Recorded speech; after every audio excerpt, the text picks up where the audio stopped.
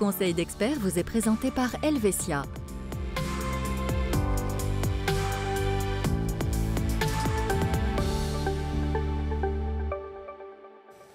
Bonsoir à tous. Allez, une fois n'est pas coutume, on va parler d'amour dans l'émission et plus particulièrement de la vie à deux et de la couverture d'assurance des couples.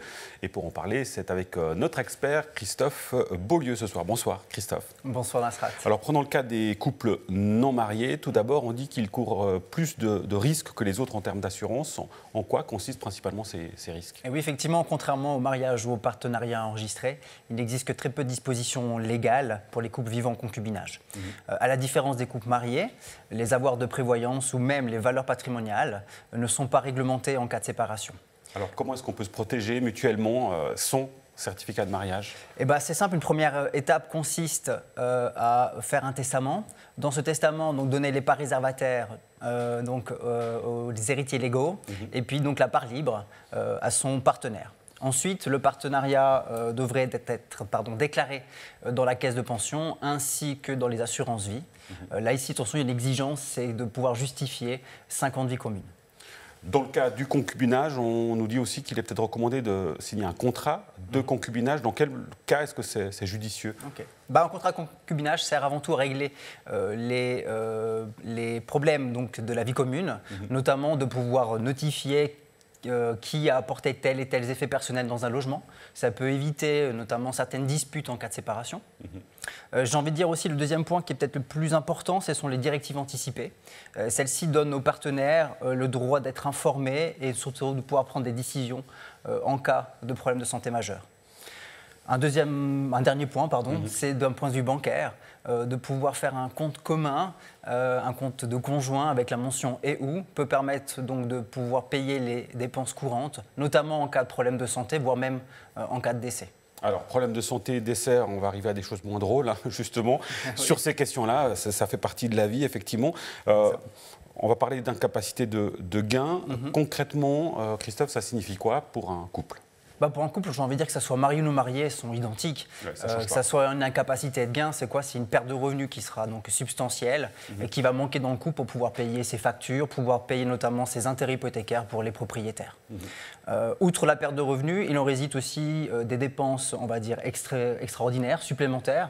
Notamment, ça peut être des frais de travaux de transformation si on a un problème de santé.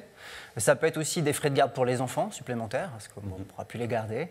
Ou notamment aussi des frais pour le partenaire invalide, qui ne sont malheureusement que partiellement pris en charge par l'assurance invalidité. Alors justement, en cas d'incapacité de travail, les employés reçoivent un soutien de la caisse de pension. Quelle est l'étendue de cette couverture de la caisse ? La caisse de pension, déjà, généralement, elle reprend le taux d'invalidité qui a été défini par l'assurance AI. Généralement, on va dire celle-ci déterminée en fonction du salaire assuré, que ce soit 40 ou 60%.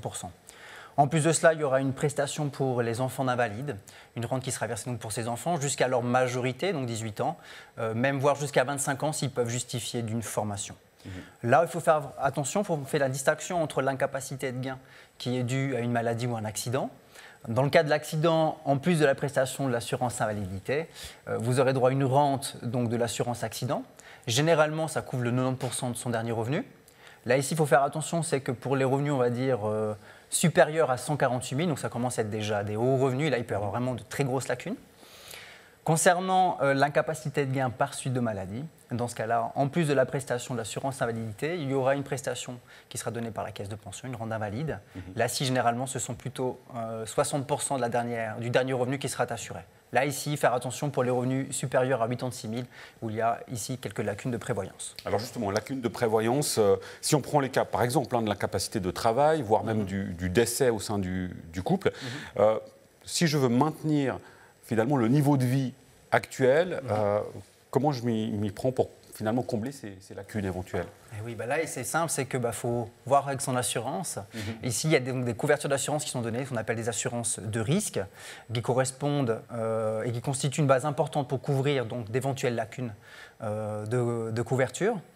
Dans le cas de l'assurance décès ici, ou même la rente d'incapacité de gain, on va pouvoir couvrir ça dans une assurance dite troisième pilier. Dans ce troisième pilier, on fait la distinction entre la prévoyance liée et libre. Troisième pilier lié, 3A, qu'on connaît bien. Il a gros avantage, c'est que la prime est déductible fiscalement, donc ça peut être intéressant.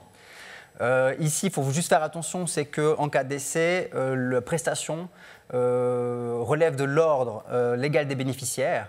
Et dans ce cas-là, ne pourra pas être versé librement. Dans ce cas-là, dans le cadre du concubinage, je recommande vivement de faire de la prévoyance libre, dite 3B. Et là, ici, on aura le libre choix de la clause bénéficiaire.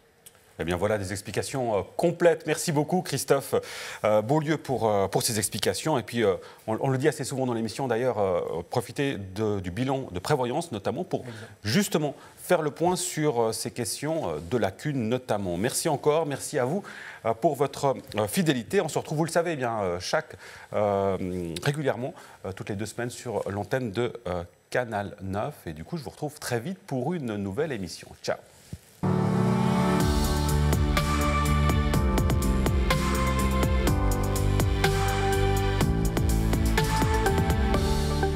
Simple, clair, Helvetia.